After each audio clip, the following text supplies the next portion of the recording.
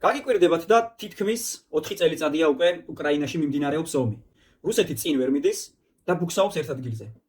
ამის ფონზე რუსეთმა სირიაში დაკარგა ძალიან დიდი მოკავშირე ასადის სახით, რომელიც სირიიდან გაიქცა და თავისი გუნდის წევრებიც კი ვერ წაიყვანა და დღეისთვის ის მოსკოვში იმალება.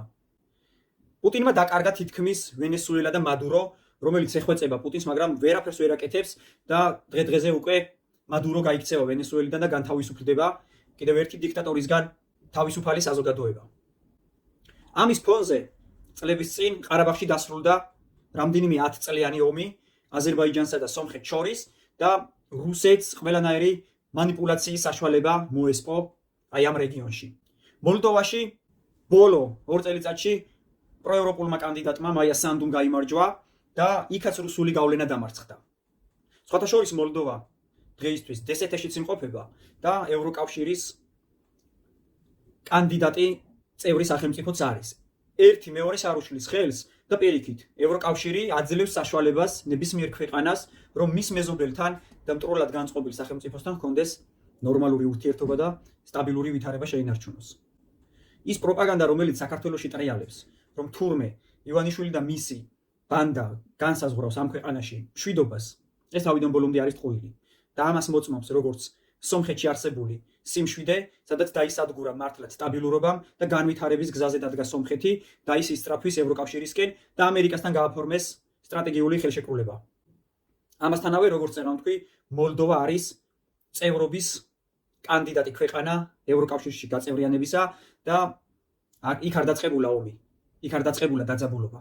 თურმე ბიძინა ივანიშვილის მტკიცებით ეს საქართველოში უნდა დაწყებულიყო, რომ არა ისინი მშვიდობა აქ არ იქნებოდა. თითქოს საქართველოს გარდა სხვაგან ბომბები წვივა და ადამიანები იხოცებიან. უკრაინაში არსებული მდგომარეობა ბიძინა ივანიშვილმა და მასთან შემოკრებილმა პოლიტიკოსებმა გამოიყენეს იმისთვის, რომ გარკვეული ნაწილი საზოგადოებისა, რომლებიც არიან ძალიან მანიპულირებადი და მართვადი ხალხი, მათზე მოქმედათ აი ამ პროპაგანდით, რომ ბიძინა ივანიშვილი კობახიძე, აი ეს მშიშარა ეგრეთ წოდებული პრემიერი, რომელიც 50 კაცზე ნაკლები დაცვით ვერ გადაადგილდება თავის საზოგადოებასთან, იმ მოქალაქეებთან, რომლებმაც თითქოს მხარი დაუჭირეს. ეს ფაქტი მეტყველებს იმაზე, რომ ტოტალურად გაყალბდა არჩევნები და საზოგადოებას აქვს მიუღებლობა აი ამ დესტრუქციული ძალისა, რომელიც მხოლოდ და მხოლოდ ემეგობრება ირანს, თურქმენეთს, რუსეთს, ბელარუსს და მსგავს დიქტატორულ ქვეყნებს, რომლებიც პრაქტიკულად მხოლოდ ეგენი აღიარებენ. ის ილუზია და თეორია, რომ თურმე ბიძინა ივანიშვილმა აგვარიდა ომს, ისეთივე ილუზია, როგორიც მაგალითად ქართული ოცნების ლეგიტიმაცია, რომ მათ მხარს უჭერს 60% თუ 70%. გადახედეთ სომხეთს. როდესაც რუსეთს აღარ ჰქონდა ჩარევის საშუალება, იქ დასრულდა დაძაბულობა და მორიგდა ორი ქვეყანა. გადახედეთ სირიას.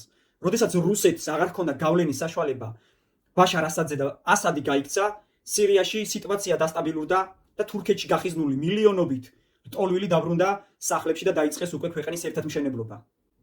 იგივე მოხდება ვენესუელაში და ძალიან მალე იგივე მოხდება საქართველოში, იმიტომ რომ თავისუფალი საზოგადოება არავითარ შემთხვევაში არ დაუშვებს, რომ აი ამ გარემოში რუსულმა დღის წესრიგმა ფესვები გაიდგას.